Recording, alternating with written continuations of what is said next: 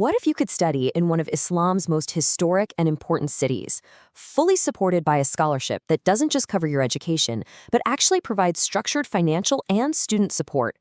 Well, today, we're looking directly at the official facts for the Islamic University of Madinah's 1448 Scholarship in Saudi Arabia. Consider this explainer your ultimate factual guide to understanding exactly what this incredible opportunity is all about.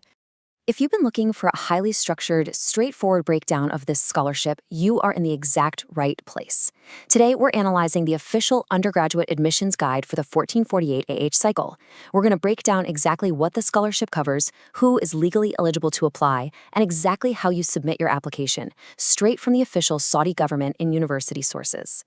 So here is our roadmap for today. We'll quickly cover the university's background, explain the different scholarship tracks, dive into the official benefits, lay out the eligibility rules, and finish up with your required documents.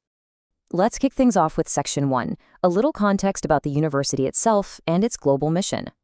The Islamic University of Madinah was established by royal decree way back in 1381 which is 1961. From day one, its foundational mission was to be a global Saudi institution that provides Islamic, Arabic, and other sciences to students from quite literally all over the world.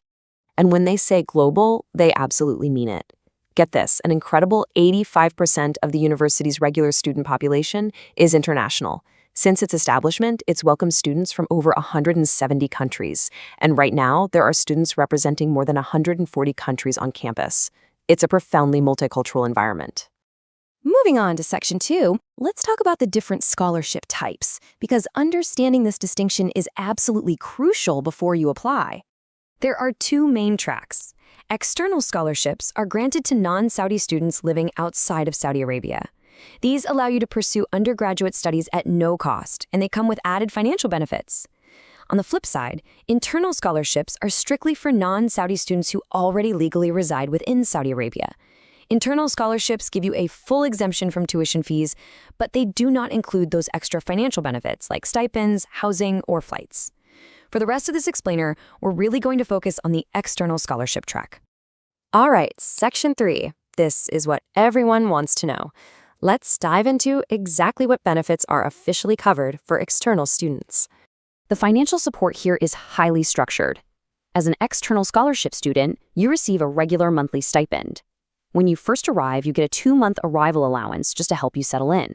When you graduate, there's a really unique 3-month graduation allowance given specifically for shipping your books back home. Plus, the university provides a discounted economy class ticket at the end of each academic year so you can travel back to your home country. But the support isn't just financial. The university provides campus housing and subsidized meals. They offer free medical services.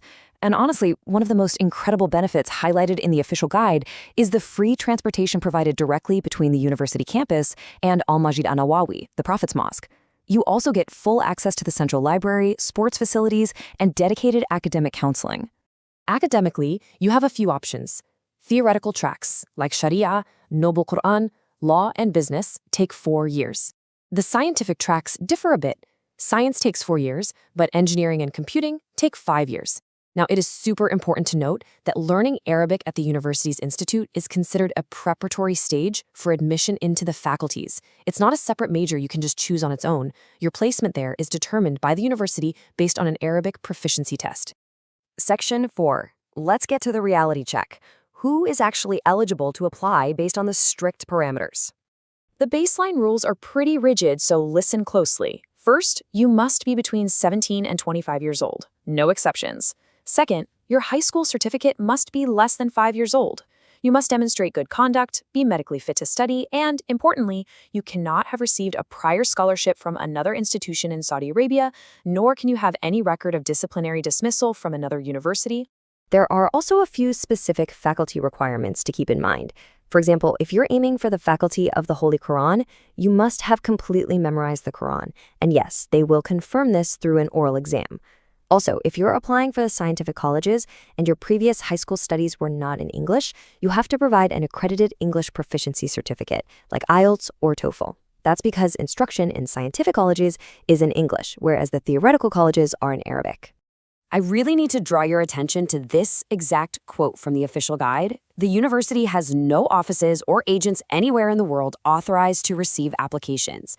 Do not pay a third party who promises they can secure your admission. There is literally no one you can pay to fast-track this. You, the applicant, are solely responsible for completing the process yourself. Which brings us to Section 5, the required documents and your action plan to apply. If you meet the criteria, you need to start gathering these documents right now. You'll need a copy of your original high school certificate and academic transcript, a copy of your passport, plus a birth certificate or age verification document. You also have to provide a criminal record clearance certificate and a medical report confirming good health. Finally, you need 2 academic recommendations from recognized scientific bodies, institutions, or scholars in your home country, along with a recent personal photo. Once all your documents are perfectly in order, applications go through the official Saudi government platform. Study in Saudi Arabia at studyinsaudi.moe.gov.sa. And here's a vital tip straight from the admission guide. You must regularly monitor your registered email. That is their official communication channel. If you miss an email, you might miss a document request, and that could easily result in your application or visa being rejected. So stay focused and stay on top of your inbox. The Islamic University of Madinah offers a genuinely incredible educational experience for students from across the globe.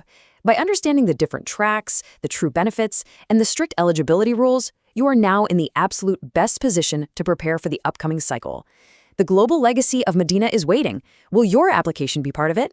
Thank you so much for exploring this explainer with us today, and we'll see you in the next one.